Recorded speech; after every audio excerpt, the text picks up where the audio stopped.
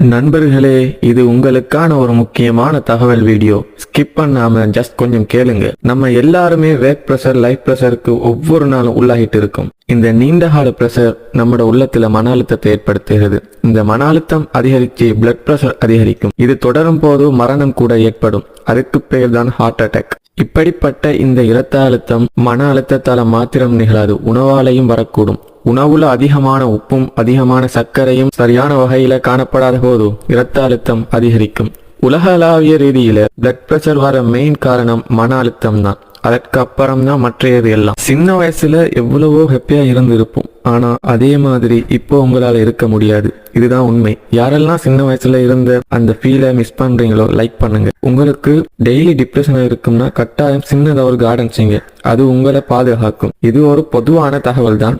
Garden வீடியோவும் health tips வீடியோக்களும் பார்க்கணும் நம்ம சேனலை சப்ஸ்கிரைப் பண்ணிக்கோங்க.